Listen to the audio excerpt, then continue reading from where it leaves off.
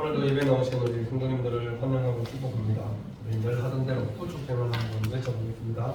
나는 구원의 통로입니다. 나는 축복의 통로입니다. 나는 행복의 통로입니다. 아멘. 이 세 가지 통로로 건강하게 그 살아가 되기를 바랍니다. 옆에 사람과 인사하겠습니다. 참 잘하셨습니다. 옆에 앉아주셔서 감사합니다. 감사드립니다. 오늘부터 사순절 첫 번째 주일이 시작됩니다. 제 이 후드를 보면 색깔이 늘 바뀌는 것을 아마 확인할 수 있을 텐데 오늘은 보라색이죠. 보라색. 우리 대림절과 사순절 기간에 이 보라색을 사용합니다. 고난을 상징하기도 하지만 왕 대신 예수님을 상징하는 색깔이기 때문입니다. 그래서 여러분들이 색깔을 보시면 이번 주부터 이제 사순절이 시작되는구나 기억하실 거예요. 사순절은 우리가 그냥 대림절과 좀 더 의미가 다릅니다. 예수님께서 고난을 당하시고 십자가를 지신 그 삶을 우리가 기억하고 우리가 세상 속에서 좀 더 예수님께 신경을 많이 썼어야 하는 절기입니다. 예수님께서 우리를 위해서 고난을 당하시고 십자가를 지신 그것을 기억하면서 우리가 저 사순절 기간에 많이 말씀을 가까이 하시고 또 기도하시고 또 예수님을 많이 묵상하시는 그런 사순절 기간이 될 수 있기를 바랍니다. 사람은 엄청난 기적을 보아도 자기 이익에 반하면 자기와 상관이 없다고 생각합니다. 또한 그 기적을 통해 오히려 자신의 이익을 잃을 것을 염려합니다. 이것이 인간의 죄성이요 자기 중심성입니다. 예수님께서 나사로를 살리심으로 놀라운 표적을 보여주었습니다.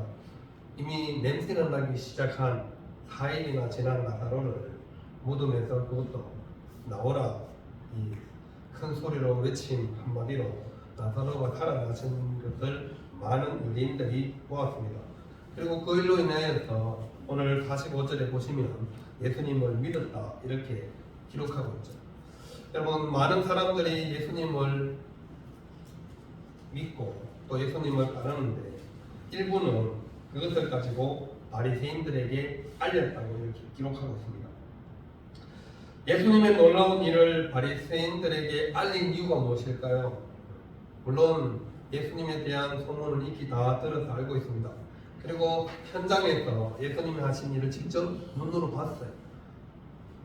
드디어 소문으로만 듣던 예수님께서 엄청난 능력과 기적을 행하시는 그것도 죽었다가 죽은 지 4일이나 지난 나사로를 살리시는 그 현장에 있던 많은 유대인들이 예수님을 믿었습니다. 하지만 다 믿은 것은 아니라는 거죠.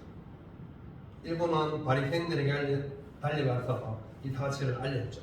왜냐하면 바리새인들과 종교 지도자들이 예수님에 대해서 탐탁지 않게 생각하고 있는 것을 알고 있었기 때문이죠. 물론 그 가운데는 바리새인들로부터 보냄을 받은 사람들이 아마 포함이 되어 있겠죠. 바리새인들의 종교 지도자들의 말을 듣고 그곳에서 예수님의 이 일거수일투족을 감시하는 그런 사람들이 아마 있었을 것입니다. 그런 사람들이 예수님의 이 일들을 보고 바리새인들에게 달려가서 보고를 했겠죠. 예수님께서 행하신 이적을 보면 당연히 믿을 법도 한데 그들은 예수님을 믿지 못하는 것을 우리가 확인할 수 있습니다. 이것이 바로 인간의 교만함입니다.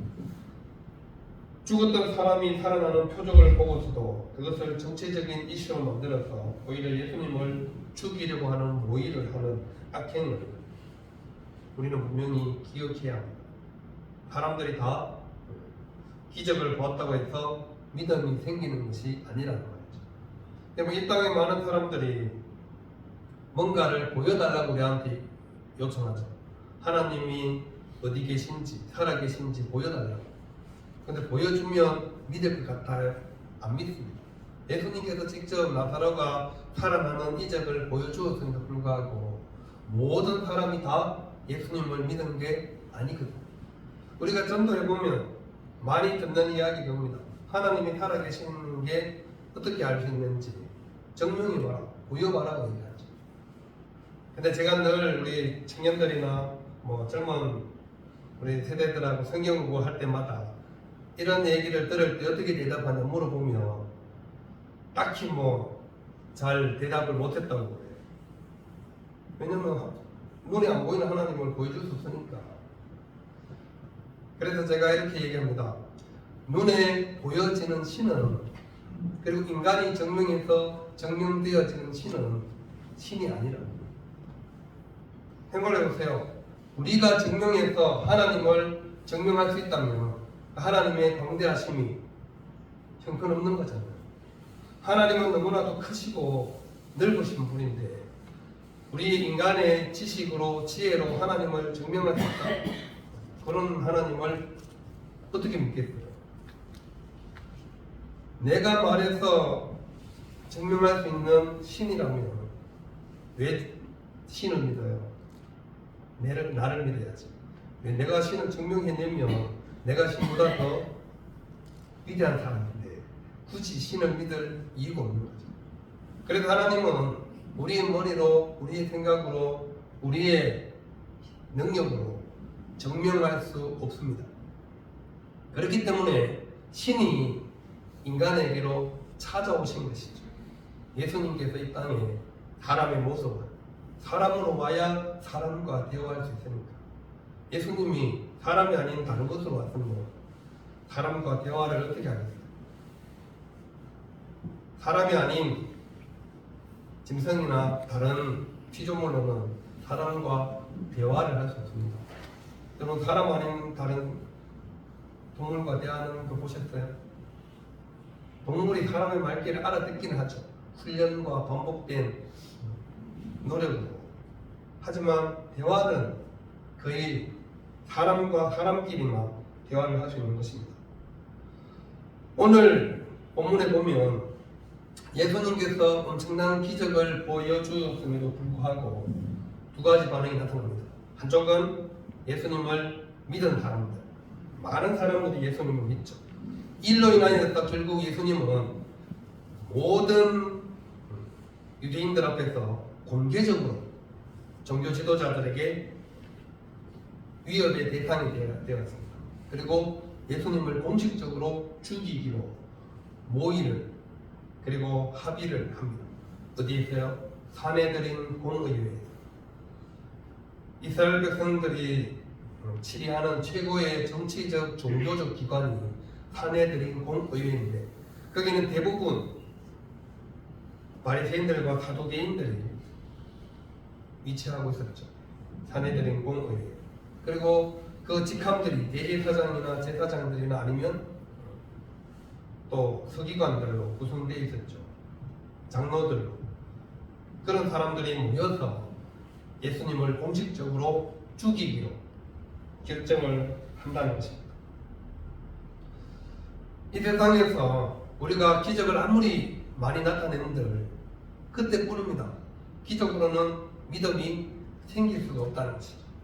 기적은 그냥 놀라운 일이 나타나는구나 하고 우리에게 보여줄 뿐이지 기적으로 우리의 믿음이 성숙되거나 우리 믿음이 갑자기 어떤 믿음이 생기거나 물론 생길 수는 있습니다. 하지만 그 믿음은 오래가지 못한다는 것이죠. 그래서 우리는 하나님의 말씀을 통한 믿음을 견고하게 붙잡아야 하는 것입니다. 놀라운 이적을 가장 많이 본 사람들이 누구예요? 이스라엘 백성들이죠. 근데 그들은 하나님을 온전히 믿지를 못했습니다. 여러분, 구약의 출애굽기 이후 민수기, 신명기를 보세요. 제일 많은 이적을 누구보다도 삶 속에서 경험하고 하나님의 이적의 수혜자들이잖아요. 이스라엘 백성들. 광야에서 목마르다 그러면 하나님이 물 주셨죠. 고기 먹고 싶다 그러면 고기 주셨죠. 배고프다 그러면 만나 주셨죠.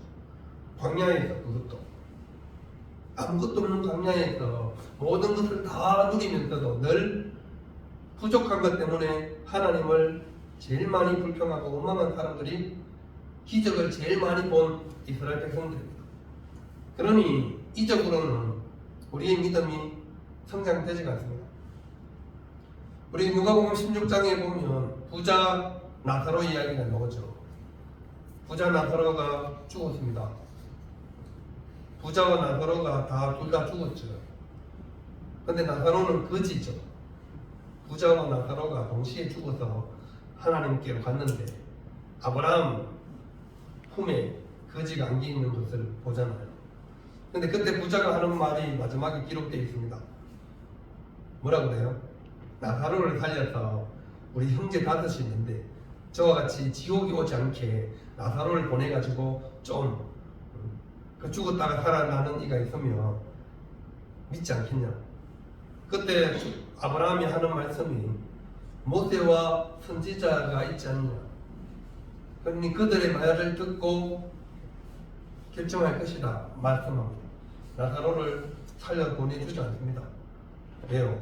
죽은 사람이 살아난다고 해서 안 믿는 사람들이 갑자기 믿게 되는 게 아니기 때문에. 모세와 선지자가 뭐예요? 하나님의 말씀이죠.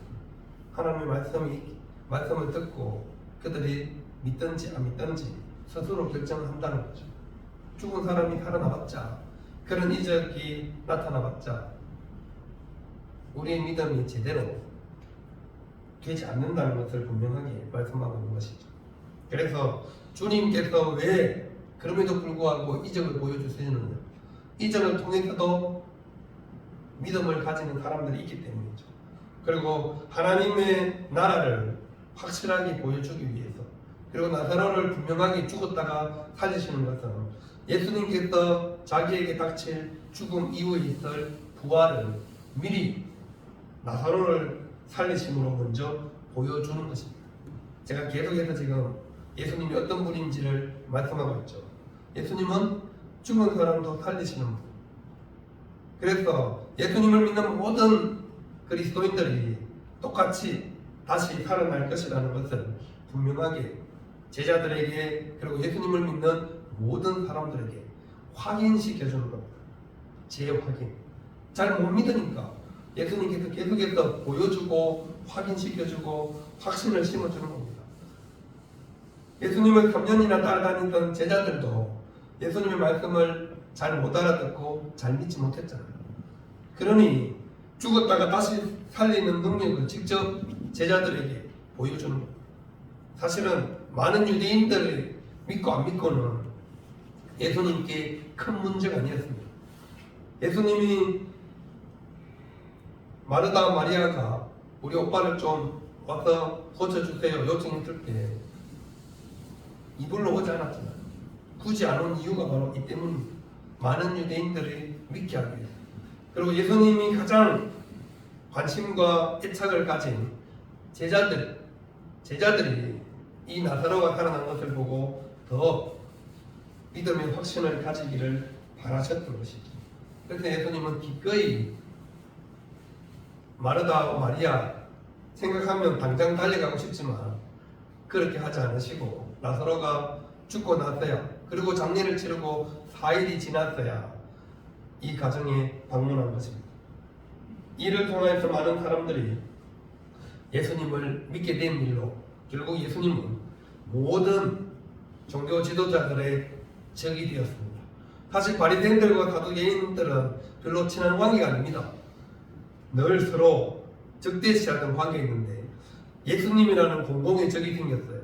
자신의 기득권과 특권을 위협하는 예수님 때문에 사두개인과 이 바리새인들이 친해진 겁니다.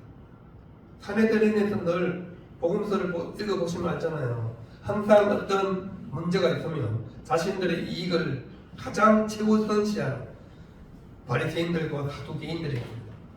당시의 종교적인 정치적인 지도자들로서 사두개인들은 주로 정치적인 일들을 주도하던 사람들이었고 바리새인들은 종교적인 일들을 주도하는 사람인데 늘 두 그룹이 항상 더 많은 이익과 더 많은 자리를 위해서 늘 옥신각신하고 있던 그런 상황이었는데 모처럼 공공의 적이 나타나자 이 사내들인에서 회의가 아주 자연스럽게 진행되는 모습을 우리가 볼 수 있습니다. 대제사장인 가야바가 일어나서 하는 말이 뭐죠? 지금 이 예수님 때문에 많은 유대인들이 예수님을 믿었습니다. 그러자 자신들에게 지금 자리가 위태롭게 된 거죠. 그래서 좋은 명분을 내세웁니다. 뭐죠? 이 일로 인하여서 저 예수라는 사람 때문에 로마에게 빌미를 제공합니다. 많은 사람들이 예수님을 추종하고 따르다 보면 예수님이 예전에 일어났던 유다처럼 독립운동을 하든지 혁명을 일으킨다고 일어나면 결국 우리나라는 로마에 의해서 민족도 땅도 다 뺏기고 망하게 될 거 아니냐. 그거를 그냥 지켜보고 있으면 우리가 할 일을 제대로 안 하는 거다. 그러니 저 한 사람을 그냥 죽이는 것이 낫지 않냐. 모든 민족을 위해서 한 사람이 죽는 게 낫지 모든 민족이 죽어야 되겠냐 이거죠. 이 명분을 내세웠죠.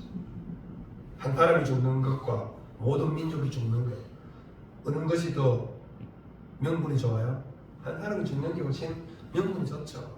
그래서 공식적으로 그것도 사내들인 공의회에서 우리로 말하면 국회에서 공식적으로 예수님을 죽이기로 결정하는 겁니다. 저 사람을 없애야 저 예수를 잡아 죽여야 우리 민족도 살고 우리 땅도 빼앗기지 않는다. 이게 사내들인 공의회에서 내린 결정입니다. 그래서 공식적으로 이제는 예수님을 죽이기로 모의했다. 이렇게 성경이 기록하고 있죠. 모의했다는 것은 오늘 말씀의 제목처럼 음모를 꾸몄다는 겁니다. 어떻게 하면 모든 유대인들이 추종하고 따르는 예수를 자연스럽게 죄를 뒤집어 씌워서 잘 죽일 수 있을까? 그거를 계획하고 준비하고 그 일을 진행했다는 거예요.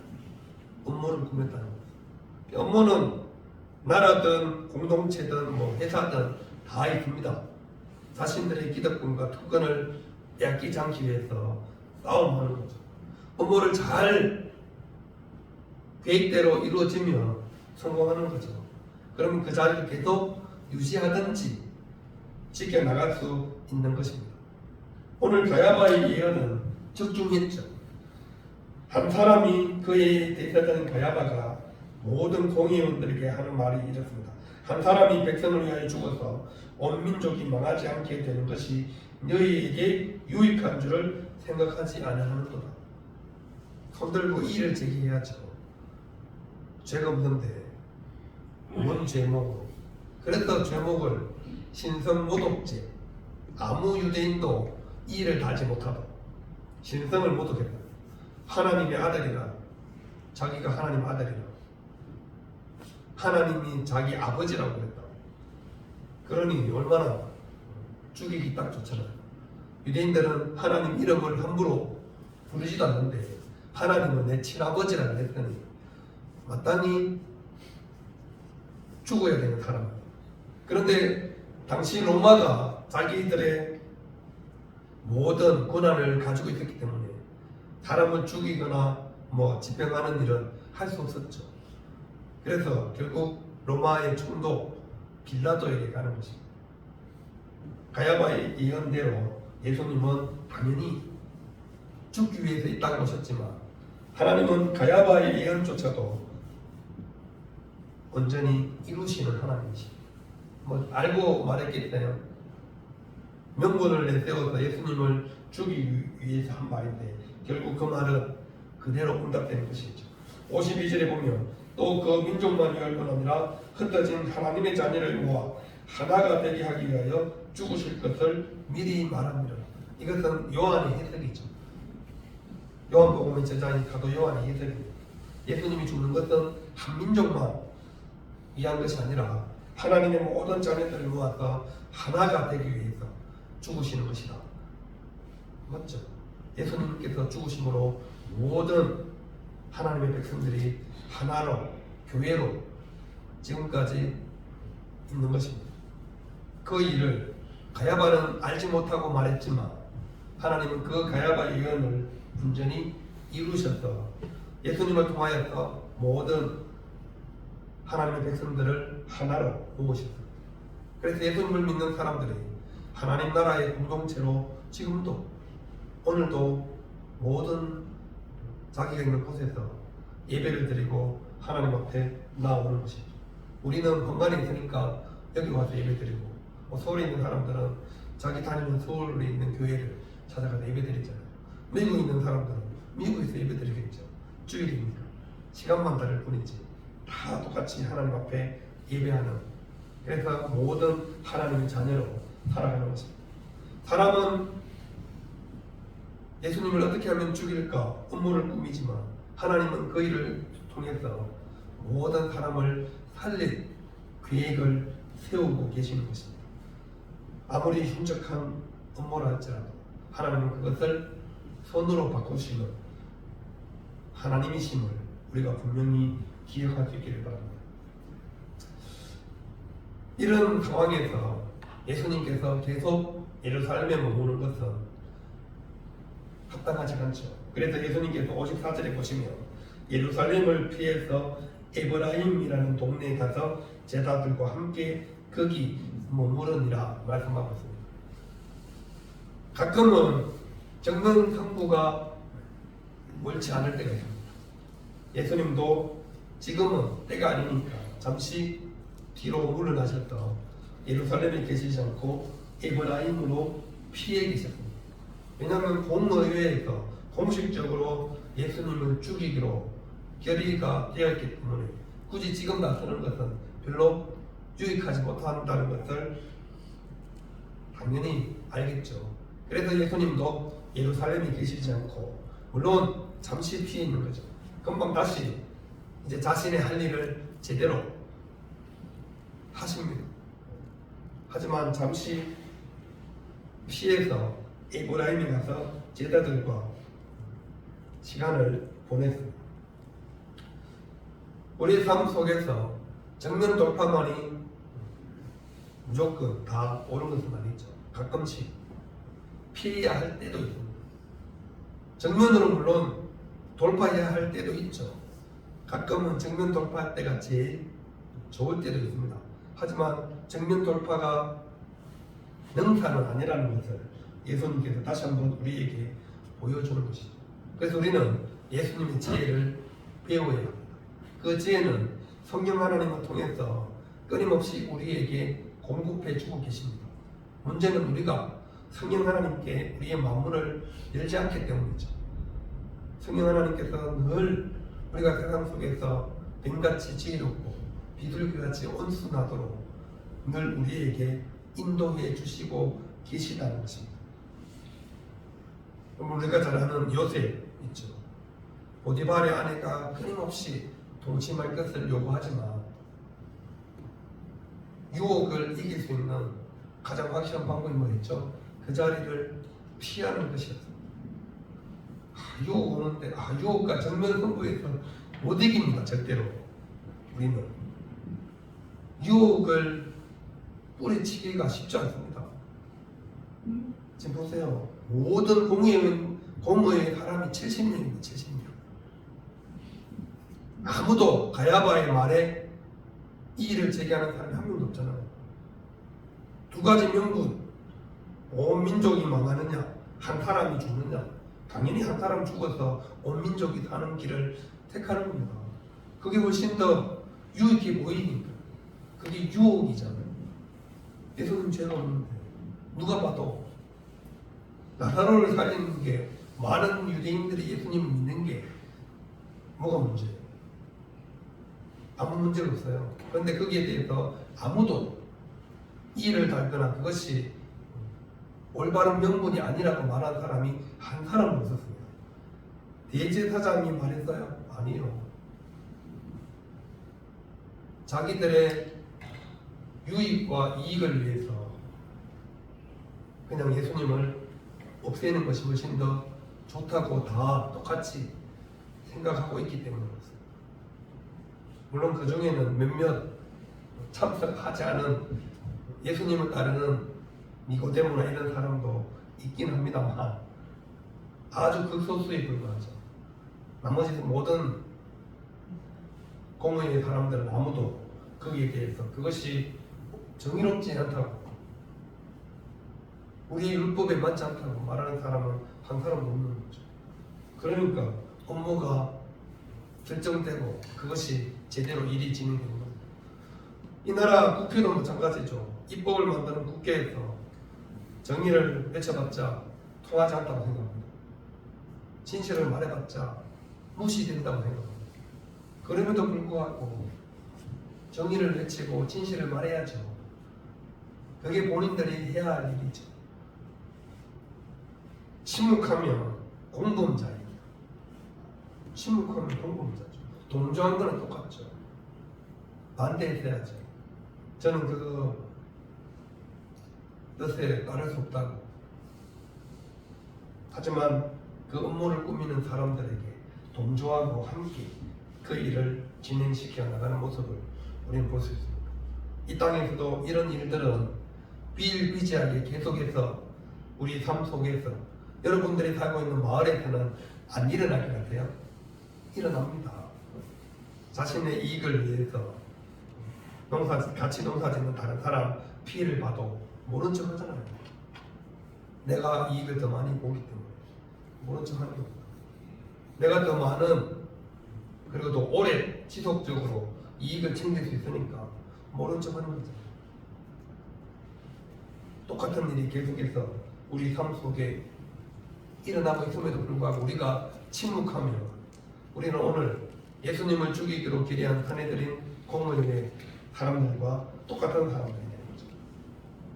물론 이 땅에서 선한 일을 한다고 해서 갑자기 세상이 막 180도 바뀌거나 변화되지 않습니다. 그럼에도 불구하고 우리는 주님께서 걸어가신 그 좁은 길, 십자가의 길을 끝까지 묵묵하게 걸어가야 합니다. 업무에 동참하는 사람들이 아니라 업무에 맞서서 정의를 외치고 진리를 쫓아 살아가는 우리 그리스도인들이 될 수 있기를 바랍니다. 그 일이 저와 여러분들이 이 땅에서 해야 하는 중요한 사명입니다. 그것이 예수님의 살아계심을 또 예수님께서 부활의 주님 되심을 온전히 증거하는 일이죠. 이것이 우리 그리스도인들이 이 땅에서 더욱더 빛과 소금으로 살아가는 중요한 일이기도 합니다. 업무를 꾸미는 사람들에게 동참할 것입니다. 아니면 예수님을 온전히 믿고 따를 것입니다. 우리는 늘 이 선택의 갈림길에 놓여 있음을 기억하시고 항상 주님께서 원하시는 죽어도 살리시는 놀라운 주님의 능력 앞에서 우리가 온전히 헌신하며 살아갈 수 있는 저와 우리 모든 성도님들 다 될 수 있기를 바랍니다. 기도하겠습니다.